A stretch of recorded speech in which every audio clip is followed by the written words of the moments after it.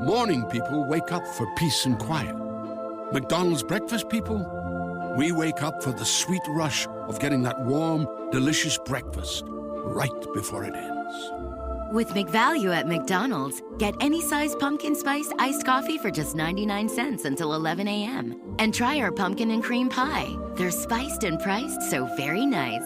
Price and participation may vary. Cannot be combined with any other offer. Ba-da-ba-ba-ba.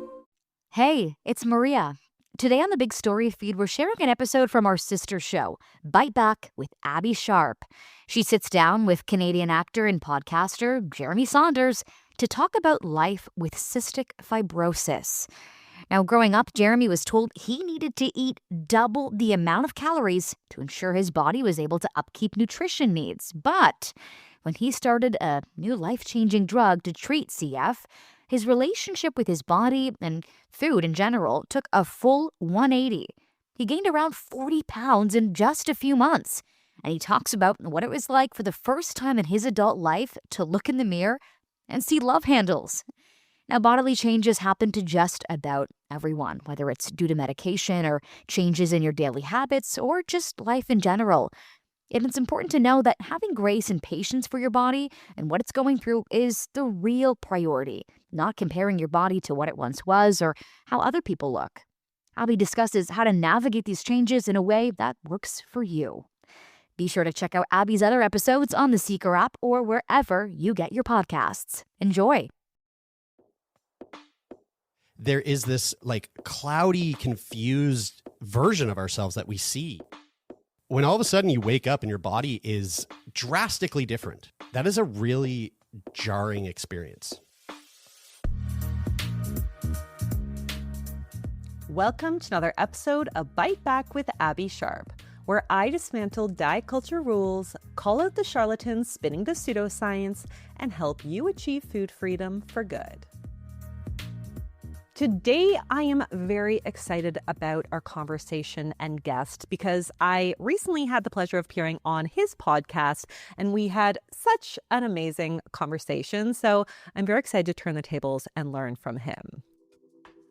Today, we're going to be talking to Canadian actor, podcaster, and cystic fibrosis advocate Jeremie Saunders of the popular podcast Sickboy, which builds on Jeremie's experience with cystic fibrosis in discussing living well with chronic disease. This conversation is not only relevant to folks who have been personally affected by chronic disease, but we're going to be talking about the disorienting experience of rapid body changes as it may relate to medication, illness, or stages of life, and I'll be offering some support on how to navigate this experience with compassion and grace.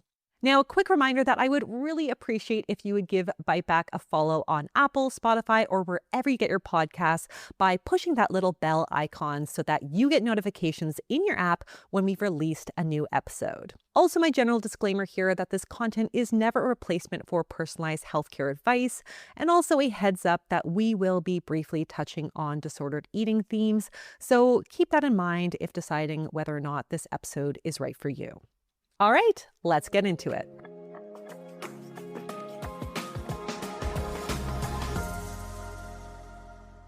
All right, Jeremie, so nice to talk to you again. I had just such an amazing time on your podcast, Sickboy, and I'm just really excited to continue our conversation today.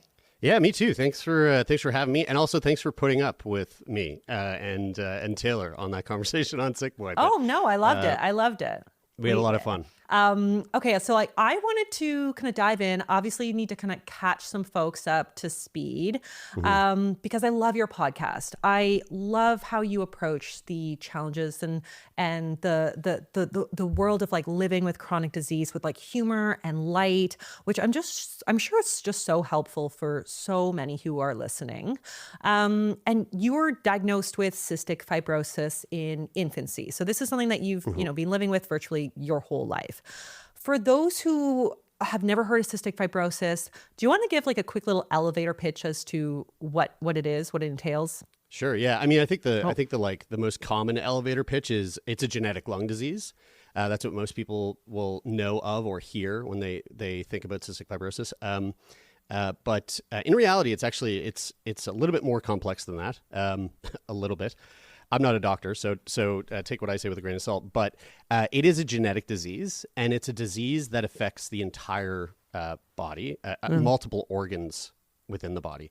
Pretty much any of the organs within the body that produce mucus are affected. So it's most commonly known as a lung disease because of the typical symptom of cystic fibrosis being that your lungs fill with this thick, sticky mucus, and that mucus provides a breeding ground for bacteria and leads to the slow progression of the lungs starting to lose function to the degree where eventually they just stop working entirely. But also a big part of living with cystic fibrosis for a lot of CF patients is the fact that the pancreas is also affected. And so what's happening there is that due to this genetic mutation in my body, my pancreas does not produce the digestive enzymes required to break down food, to digest food. So every time I eat, I need to take oral enzymes in order to replace the enzymes that I don't produce. Right.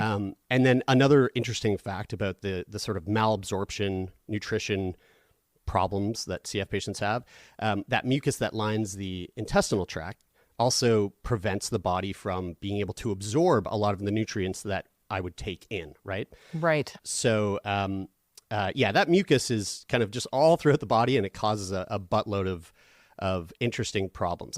And I'll wrap this up by saying one little kind of interesting tidbit that maybe not a lot of people know is a very high percentage of people born with CF, specifically males, I think it's 98%, are born sterile because we are born without a vas deferens. So the vas deferens doesn't actually form in utero, which is a part of cystic fibrosis.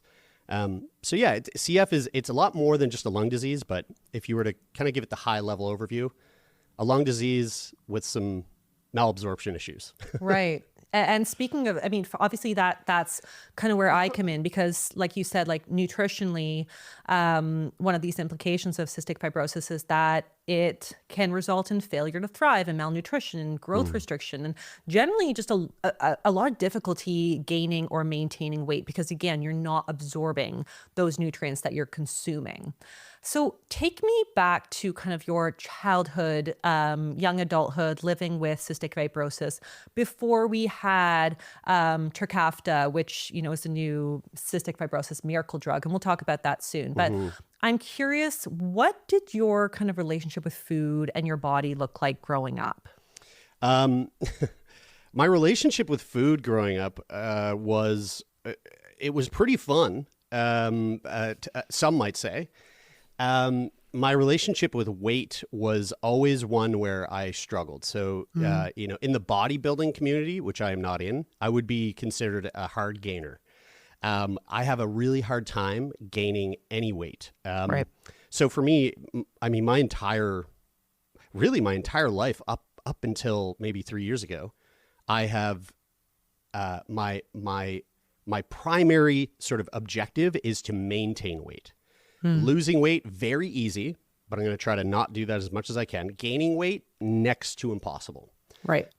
I was basically told my entire life to live by the CF diet.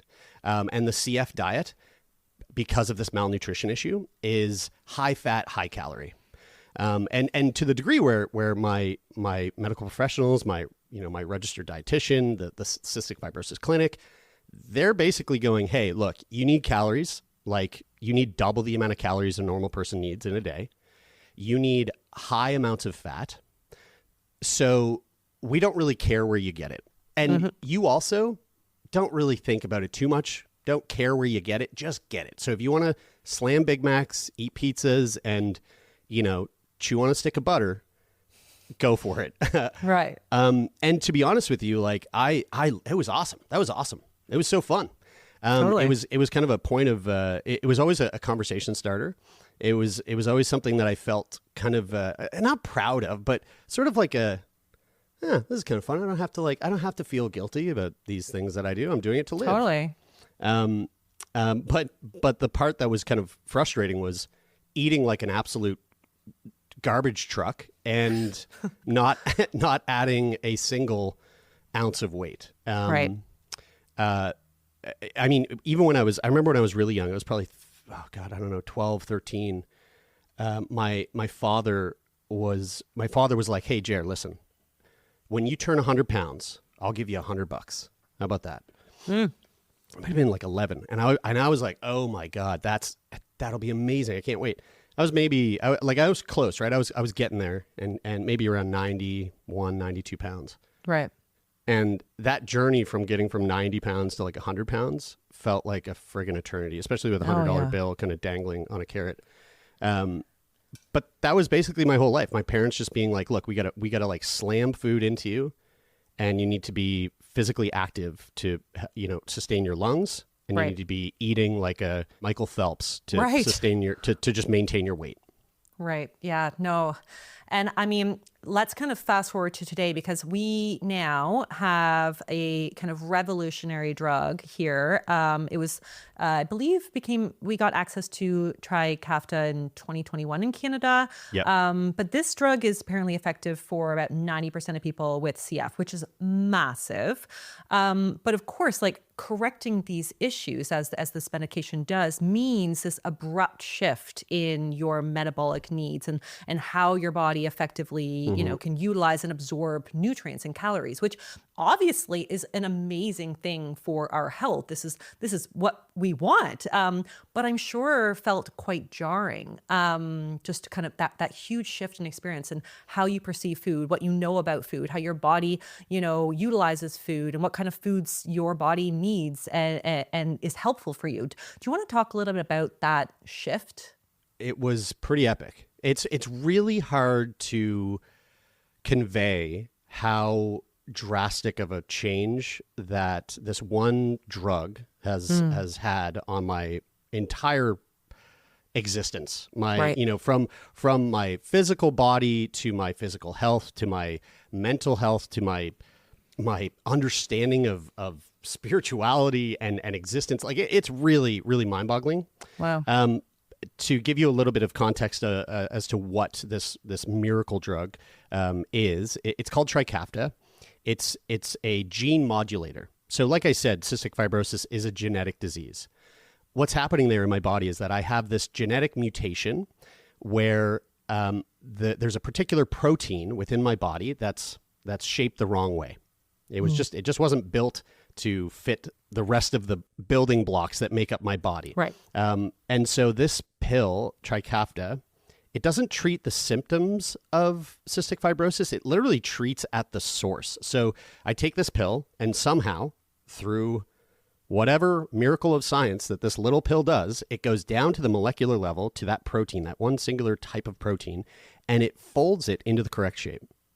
So I still have cystic fibrosis, right? I still have that genetic mutation, but the cause, or at least the symptoms that are at the root of my illness have, for the most part, sort of dissipated. Right. And so because of this now, my lung function, when I started taking the drug, right before I started taking Trikafta, my lung function was 50%. It was probably the lowest it had ever been. I was on a pretty steady trajectory downward.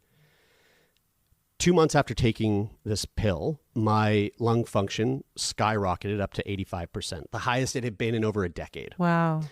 At the time of taking Trikafta, I was maintaining a steady weight of around 138 to 140 pounds. It was kind of like where I've sat most of my adult life. Right. Anything below 135, I would start to get worried because, like, that's where, I might need to do some work.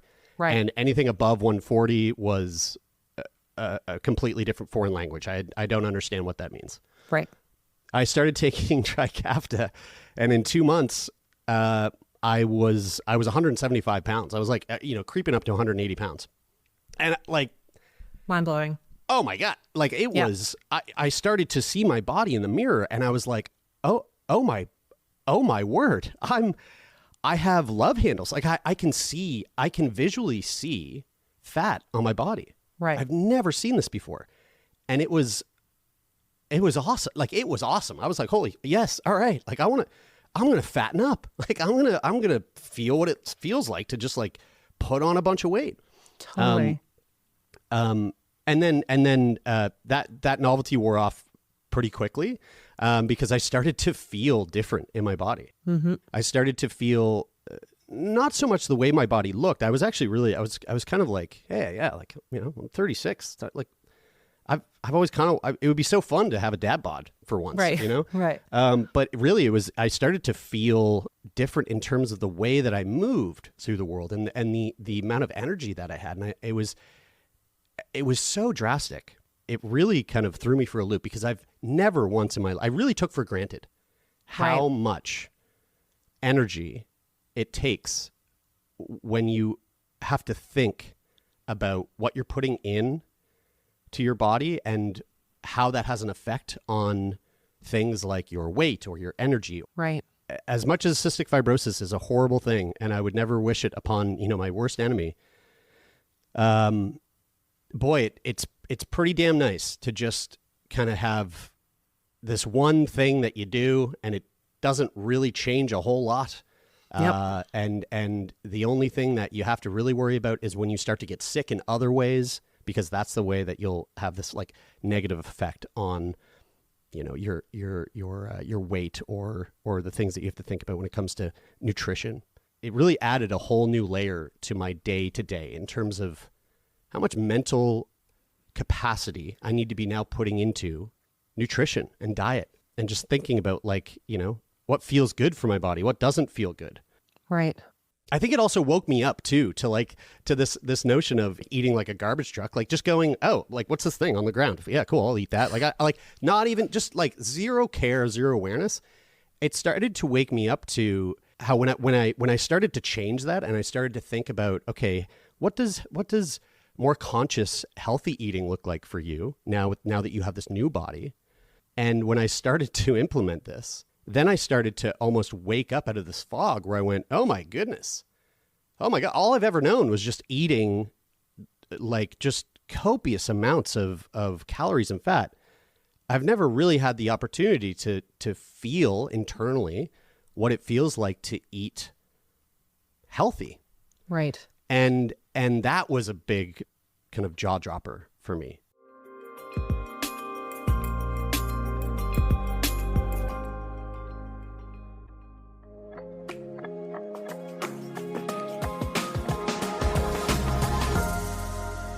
This is so interesting that, you know, you seemingly overnight became aware of diet culture in a lot of ways and what so many people have to think about all day, or they do think about and obsess. And like you said, the mental energy, the mental burden of having to think through every meal and look in the mirror and think, oh, I need to, you know, should I have the bun with that burger? Where you came from a place where you were thinking, oh, I need to put more bacon on that cheeseburger. Like how many patties can I fit into my mouth? Like I can imagine that's jarring. That's a lot of body data to kind of try to catch up on almost overnight.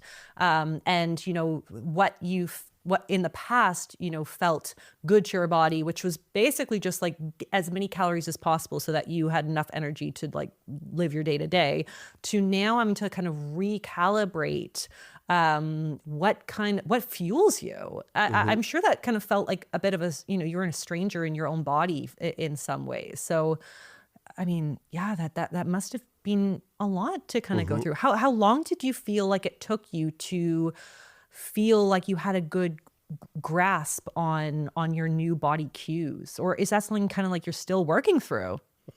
Yeah, I'm still trying to figure it out. You know, it's still kind of foreign to me to a degree. Again, so you know, when I first took that first dose of Trikafta, I think I was 33, or maybe I was just about to turn 33. I'm now 36. I'm just about to turn 37. And so that's a long time. That's the entire time I had been alive, where I was living in this one way. And then all of a sudden I find myself living in this new body, this new life, you know, like up until Trikafta, I had no tomorrow. I was not saving for retirement. I was not thinking about my future because to me, I had no future. And then all of a sudden I get this drug and it's like, okay, well, first of all, you're going to have a future, right? So there's that. Figure out that real quick. Secondly, you're going to now know what it feels like to be able to breathe and to be able to just go out for a walk with your dog without having to get winded. So that's fun. Enjoy that. Third of all, you were totally down and totally engaged, like embracing this idea of death. That's not going to come for quite a while. And then also, you are going to gain weight very quickly because of the way you're eating. So you're going to want to change that. And then on top of that, because you're going to be living potentially, I mean, I could go get hit by a bus today. Who knows? But statistically speaking, based on the lifespan that I now have, the way that my disease is sort of manifesting, you're going to want to start to think about what that means for your body as you begin to age, as you begin to reach, let's say you hit 50s, your 60s, your 70s. And so like all of this information just slamming into me in the span of really like a couple of months.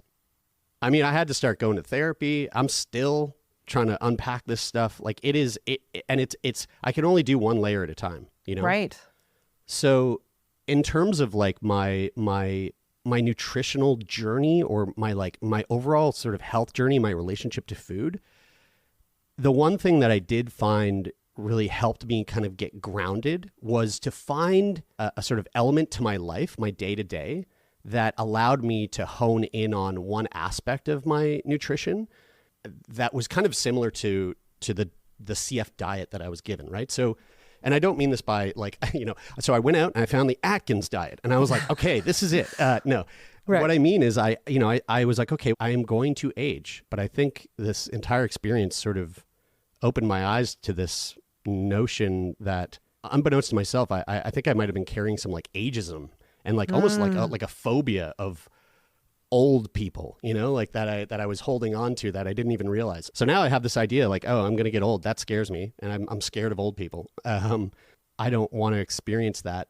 So how can I, in the very least, take some control over this and experience that in a way where I will be in a body that feels as good as it can feel at that time. And so I started to focus on my physical fitness, and I started to get on a routine at the gym. So I have a good friend of mine, Brian, who's the co-host of Sickboy with me, and he's a very very fit fella, and he used to competitively lift, and he's always kind of asking me to go to the gym with him. So I said, you know what, I'm going to do it, Brian. I'm going to start coming with you. So since that time, I've been going to the gym 5 days a week, getting in there 5 days a week. And in order to maintain a 5 day a week, high volume, high intensity workout routine, well, I can't eat like a maniac, right? And I have to eat enough. Right. So that has been sort of like this new modality at which I now focus on my diet in a way that is kind of similar to the CF diet, in the sense that it's like you need enough nutrition to just push through, to be able to get to the next day. Because if you're working out this hard and you're not, then you're going to have a really hard time with all the other activities that you like to take part in during the day. With CF, it was, your resting heart rate is 100.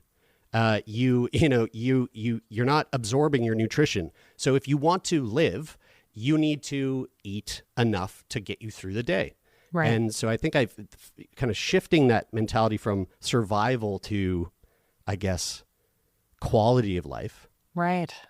As opposed to, quantity of life, has been the thing that has really kind of shifted my focus to make this transition, I guess, a little bit more, a little less overwhelming, and a little less focused on like where I'm getting my food and what's at the heart of that food in terms of its nutritional, breakdown, the calories and the fat and the sugars, and, trying to step away from that and just going, okay, what feels good? What feels good to get me through to the next day? Because I know if I go to the gym 5 days a week and, on day 3, I'm too busy. I don't eat breakfast. Right. And I have maybe a little thing for lunch, and I get to the evening and I'm famished, and then I slam myself full of food. The next day I wake up and I'm like, I'm not going to the gym today. Right. No recovery. Yeah. You've started to kind of learn those body cues, and that takes a lifetime for a lot of people. So, I mean, I can imagine you had to compact all of that body knowledge into such a short period of time. And I'm sure this is such a common experience for a lot of folks in the CF community who, like you say, have like spent their whole life eating these high calorie foods and like maintaining a low body weight and like a 6-pack. I think you told me like everyone's got a 6-pack from chronic coughing.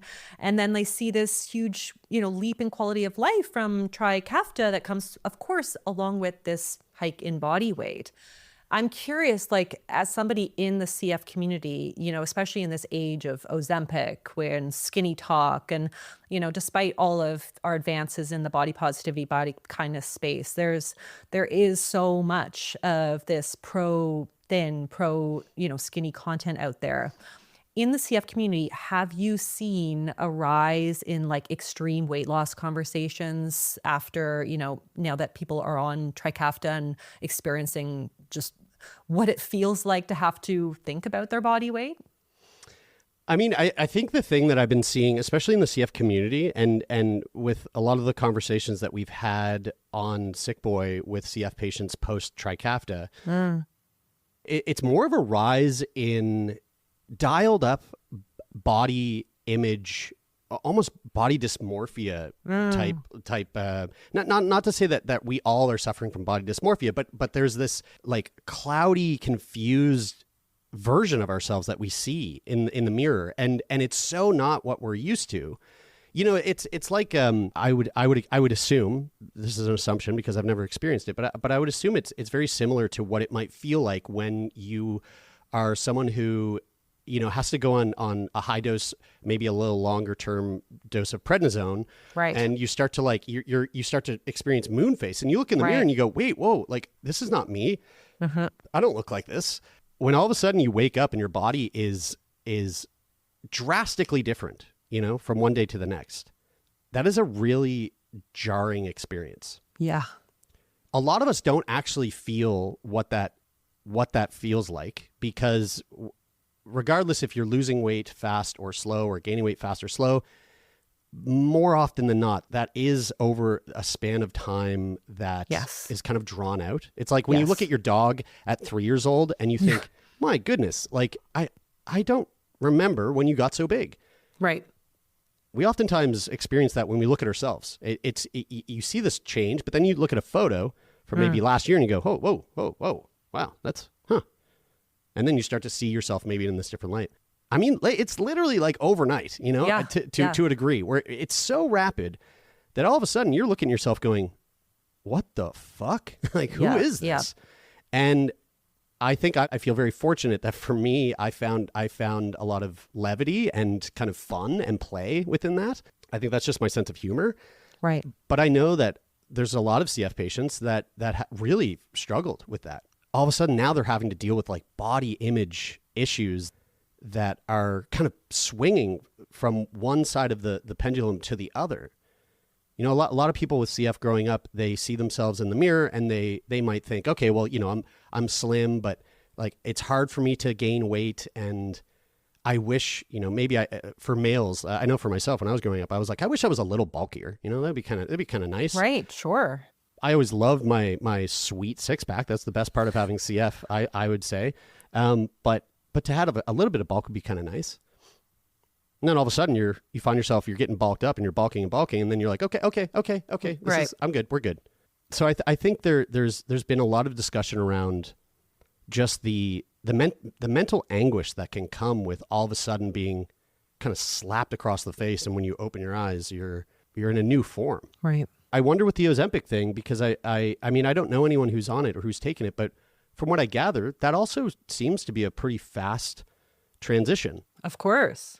I'm really curious. I'm curious about from a mental health perspective, or like a sort of mental awareness perspective, how that must feel for some people. I'm sure for some people, they're like, oh, thank God, I've been waiting for this. And I'm sure for some, it's kind of like oh, geez, this is a little bit jarring. It's a little bit uneasy, you know? Well, yeah. I mean, I think whether it's through illness, medication, like you mentioned, life stages, like it is jarring to see your body change rapidly. You know, even myself, like going through pregnancy and postpartum, and you know, one day, like you look in the mirror and you're like, my face doesn't look like my pregnant face doesn't look like my normal face. And, you know, my body feels different. And there are comments that come up from people, you know, constantly. I mean, I don't know if you experience any of that. Obviously, I'm sure in a lot of cases are well-meaning, but especially if you are struggling with body image in that moment, that jarring experience of like, holy shit, this is not the body I know. This is not the person I know in the mirror. Like, did you ever feel triggered by people saying, oh, you know, even if it was like in a joking way, like, oh, you know, you're packing on the pounds there, bud, or, you know, like, look at you kind of thing. Like, did you ever, or was that kind of taken in jest for you just because of, you know, your personality and your ability to kind of manage those things? I think it's often taken in jest. I mean, you know, the one thing that I did experience quite a bit was, this was more of a generational thing. If I saw anybody that was, you know, a family friend, you know, a friend of my mom's, or maybe like an aunt or a family member who's a bit older, I would always get, oh my goodness, look how healthy you look. Oh my goodness, you're packing on the pounds, aren't you? Look at that, so nice. And I always, you know, I personally, I always just smile at that. And I think I know that probably wouldn't, that doesn't fly with some people. And I probably should say, hey, you know, I don't mind. Right. Maybe don't say that to just anyone. Okay. Totally. But I don't do that. But I do find it kind of endearing. And to be honest with you, I do feel healthier and I do look different. That's I do great. look healthier, you know, like I look a little less, you know, gaunt. Mm-hmm. So I take that and I enjoy it. But here's the thing, that, you know, there's been a number of studies out there that have pointed to the fact that compliments, no matter how, you know, positive they are in intention, no matter what the compliment is, oftentimes compliments, and I'm not talking just about like compliments about your looks or compliments about your body. I'm even talking about compliments about your ability to create something, or how proficient you are at a certain skill, or confident about your performance at work. Compliments across the board oftentimes are causing more harm than good. Right. And the reasons for that are kind of complicated and surround our psychology, mostly about the ways that we think about ourselves or talk about ourselves. So, you know, you might give a compliment that is, hey, Abbey, you know, I just read your book and I really love the chapter about, you know, yada, yada, whatever. And you might hear that and go, oh, thank you so much. That means a lot. Unbeknownst to you, there's this other like little fucking part in your brain that starts to chime in and talk about, you know, what I might have actually thought about it, or what you thought about that chapter, because, you know, you didn't really, it's like, it would have been better if it looked like this or whatever. And then all of a sudden it's now had this negative impact on you, when in reality, I was just trying to say, hey, I like this thing that you did. Right. Yeah. You know, and that's not to say don't give compliments. I think it's just, it's more of a statement of like, hey, just every so often check in with the way that you are communicating with someone. If it's about them or referring to them in any way that is either negative or positive. And, you know, maybe you don't have to give a compliment. Of course. Yeah. Maybe you don't have to take it out on yourself for the fact that you don't take compliments that well. You know, like we're always just like, oh, you know, I really don't take compliments well. Yeah, good. Don't worry about that. You shouldn't be. Right. I don't think anybody really is. For sure.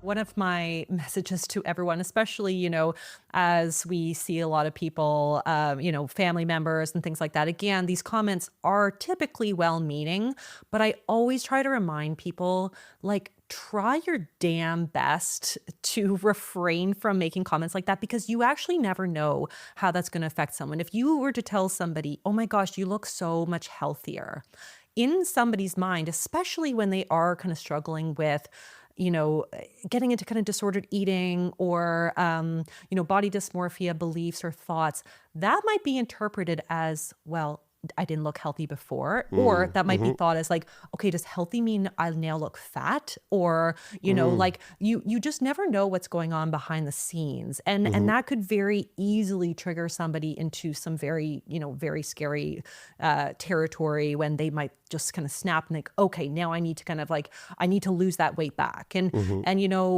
I can't speak for the CF community specifically, especially because I know that, Trikafta is still a relatively new medication, but we do see in, other conditions that do cause like rapid weight gain, for example, like PCOS, we do see heightened risk of disordered eating and eating disorders, likely because that experience of your body changing so rapidly is so jarring that people, think they know themselves one day and the next they don't, and they automatically kind of snap and they go into, okay, what kind of extreme diet can I do to fix this, to go back to the way I was, to change? And I'm listening to you talk thinking, a lot of these changes have been met with some kind of like a little bit of pride, like, the bulking thing, or like, there's like a little bit of, hey, like I'm getting bigger after all those years of being the, like little guy in class or whatever.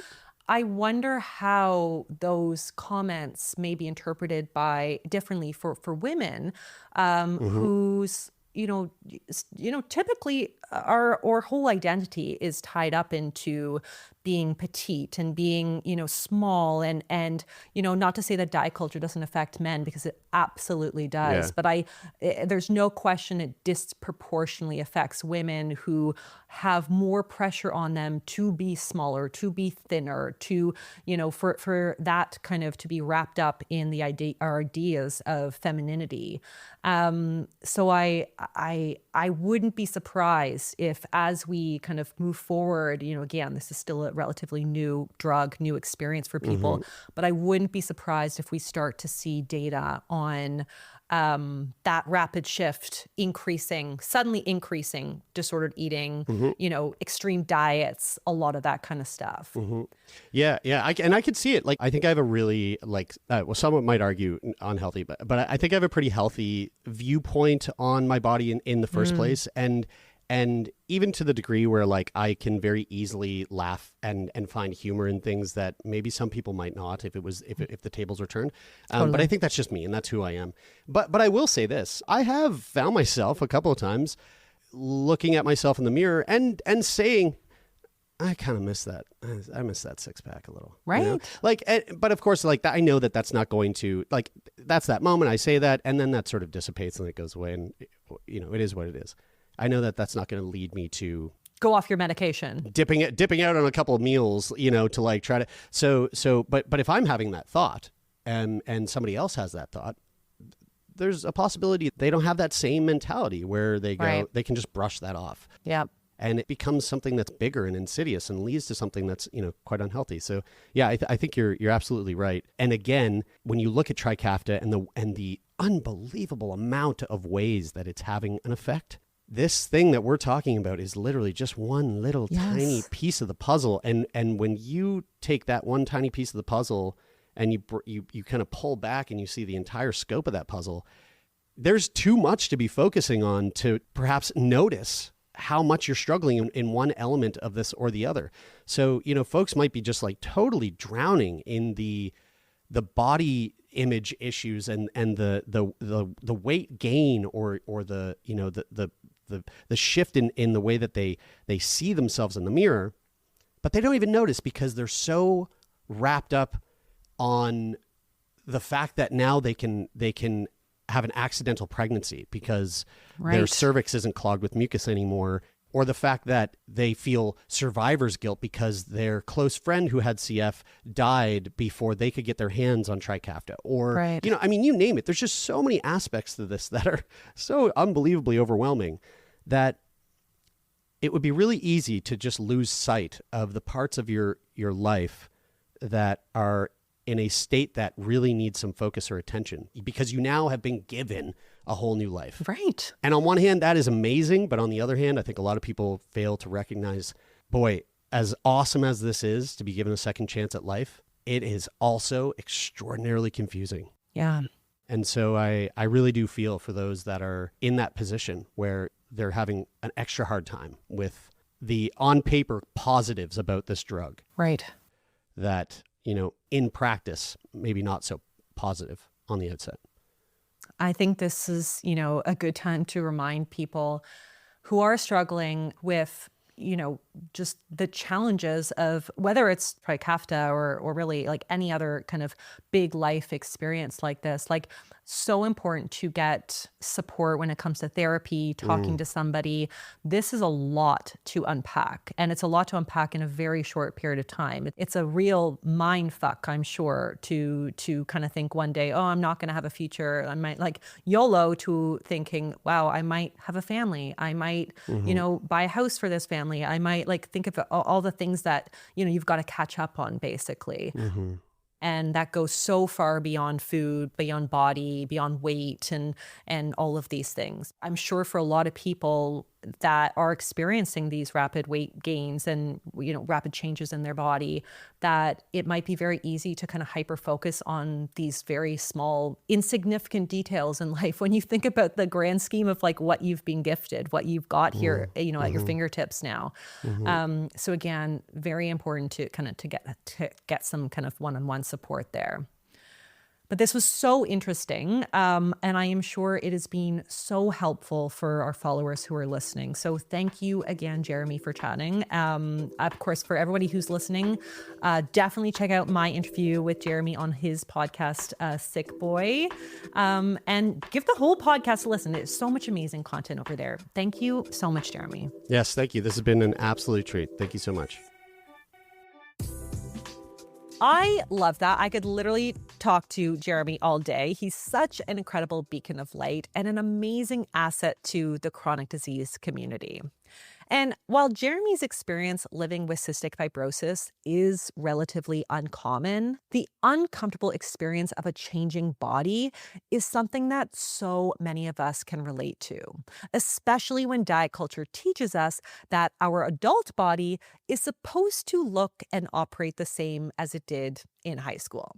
But weight or body changes can feel even more disorienting when they seem to happen overnight.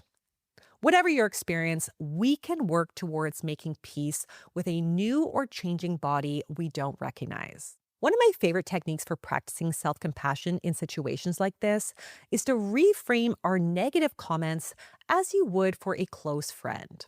So for example, rather than thinking to yourself, oh my God, I cannot believe my body looks like this right now, you might remind yourself, hey, friend, it's okay to feel overwhelmed right now. That is all part of being human. But your body is going through a lot right now, and it deserves some patience and care.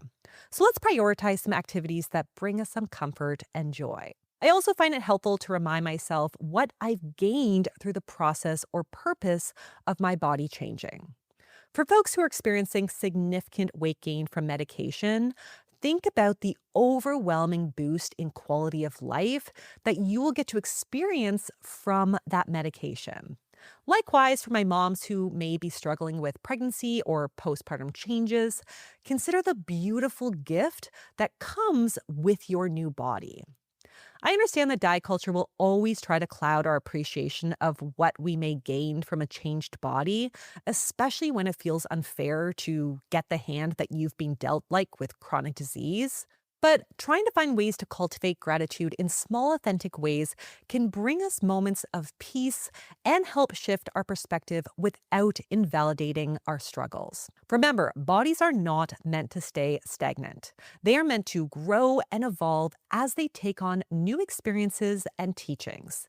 And if we can learn to navigate these experiences with compassion and self-care, we will be able to enjoy the gifts that our body has given us to their full potential. And that is all that I have for you guys today. Thank you so much to Jeremie for helping me bite back against diet culture. Again, I will be leaving links to his podcast and social media in the show notes. And if you enjoyed this episode, I would love if you would give Bite Back a little 5-star review and a comment. It really does make me so happy, and it helps get evidence-based content out to people who need it most. Signing off with Science and Sass, I'm Abbey Sharp. Thanks for listening.